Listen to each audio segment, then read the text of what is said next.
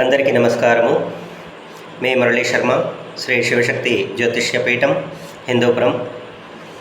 అన్ని సమస్యల్ని మ్యాక్సిమం తీర్చడం కోసం మనం ఈ ప్రయత్నాలు చేస్తున్నాము.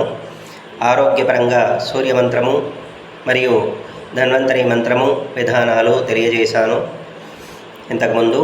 ఇప్పుడు మనం అనుభవిస్తున్న సమస్యల్లో రెండే ప్రధానమైనవి. ఒకటి ఆరోగ్యము, రెండు ధనము. హెల్త్ ప్రాబ్లమ్స్ లేదా వెల్త్ ప్రాబ్లమ్స్, ఫైనాన్షియల్ ప్రాబ్లమ్స్.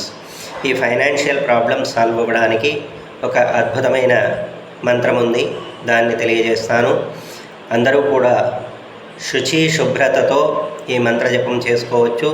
విధి విధానాలు కూడా తెలియజేస్తాను. మొట్టమొదటి మంత్రాన్ని చూద్దాం. ఓం శ్రీం హ్రీం క్లీం త్రిభువనపాలిన్యై మహాలక్ష్మి అస్మాకం దారిద్ర్యం నాశయ నాశయ ప్రచురం ధనం మే దేహి దేహి క్లీం హ్రీం శ్రీం ఓం. ఈ మంత్రాన్ని జపము చేయొచ్చు.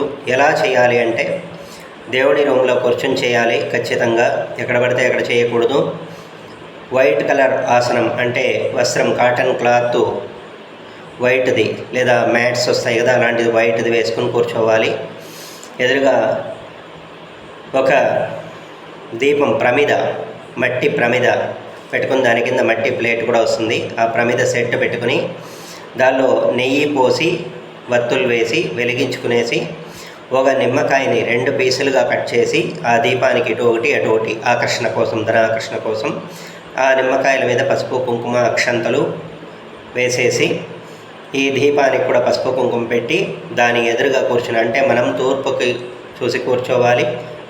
దీపం పడమర చూసి ఉండాలి, అంటే మనమల్ని చూసి ఉండాలి. ఆ దీపాన్ని కాన్సన్ట్రేట్ చేస్తూ దీప మహాలక్ష్మి, దీపములోనే మహాలక్ష్మి స్వరూపం ఉంటుంది. లక్ష్మి అనేక రూపాల్లో ఉంటుంది. దానిలో ఒక రూపం దీపస్వరూపం, జ్యోతి స్వరూపం. కాబట్టి ఆ జ్యోతిని చూసుకుంటూ ఈ మంత్రజపం చేస్తే శక్త్యానుసారముగా చేయొచ్చు. ఎంత శక్తి ఉంటే మినిమం 16 నుంచి ఎంతైనా చేయొచ్చు. చేసే కొద్దీ ధనాకర్షణ కలుగుతుంది. మినిమం 16 డేస్ అయినా చేస్తే ఫలితం కనిపిస్తుంది. ఎక్కువ రోజులు, ఎక్కువసేపు, ఎక్కువ సంఖ్య చేయగలిగితే ఇంకా అద్భుతమైన ఫలితం ఉంటుంది. ప్రయత్నం చేసి చూడండి. అన్ని మంచి జరగాలని కోరుకుంటున్నాను. మీ మురళీ శర్మ. నమస్కారం.